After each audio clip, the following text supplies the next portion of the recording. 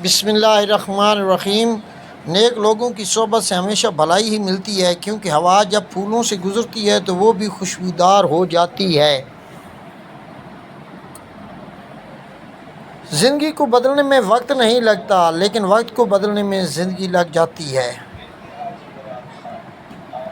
کسی کے خلوص اور پیار کو اس کی بے وقوفی مت سمجھو، ورنہ کسی دن تم خلوص اور پیار تلاش کرو گے اور لوگ تمہیں بے وقوف سمجھیں گے۔ 3 رشتے بے نقاب ہو جاتے ہیں: بڑھاپے میں اولاد، مصیبت میں دوست اور غربت میں بیوی۔ کسی کی مدد کرتے وقت اس کے چہرے کی جانب مت دیکھو، ہو سکتا ہے اس کی شرمندہ آنکھیں تمہارے دل میں غرور کا بیج بو دیں۔ تمہارا ایک ہی رب ہے، پھر بھی تم اسے یاد نہیں کرتے، لیکن اس کے کتنے بندے ہیں، پھر بھی وہ تم کو نہیں بھولتا۔ جس کو تم سے محبت ہوگی وہ تم کو فضول اور ناجائز کاموں سے روکے گا۔ دوستوں کے غم میں ہر حال میں شامل ہوا کرو، لیکن خوشیوں میں تب تک نہ جانا جب تک وہ تمہیں خود نہ بلائیں۔ زندگی کی اصل خوبصورتی یہ نہیں کہ آپ کتنے خوش ہیں، بلکہ زندگی کی اصل خوبصورتی تو یہ ہے کہ دوسرے آپ سے کتنے خوش ہیں۔ انسان کے کردار کی 2 منزلیں ہیں: دل میں اتر جانا یا دل سے اتر جانا۔ رشتوں کی خوبصورتی ایک دوسرے کی بات تو برداشت کرنے میں ہے۔ بے عیب انسان تلاش کرو گے تو اکیلے رہ جاؤ گے۔ واہ!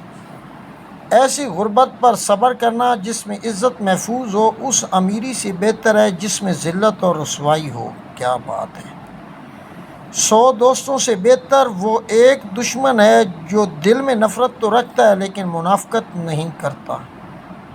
جو ذرا سی بات پر دوست نہ رہے وہ دوست تھا ہی نہیں، اور جس کو ایسے دوست کی تلاش ہو جس میں کوئی خامی نہ ہو اسے کبھی بھی دوست نہیں ملتا۔ اور جو شخص تمہارا غصہ برداشت کر لے اور ثابت قدم رہے تو وہ تمہارا سچا دوست ہے۔ 3 چیزیں انسان کو تباہ کر دیتی ہیں: امیر دل کی محفل، عورتوں کی صحبت اور جاہلوں سے بحث۔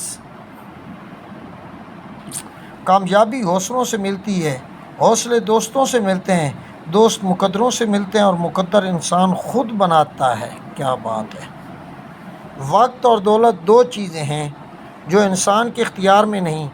وقت انسان کو مجبور اور دولت مغرور بنا دیتی ہے۔ کسی کا عیب تلاش کرنے والے کی مثال اس مکھی جیسی ہے جو سارا خوبصورت جسم چھوڑ کر صرف زخم پر بیٹھتی ہے۔ جب کوئی دوست تمہیں اپنا راز بتائے تو سمجھ لینا کہ وہ اپنی عزت تمہیں امانت دے رہا ہے، اس میں کبھی بھی خیانت مت کرنا۔ کفر کے بعد سب سے بڑا گناہ کسی کی دل آزاری ہے۔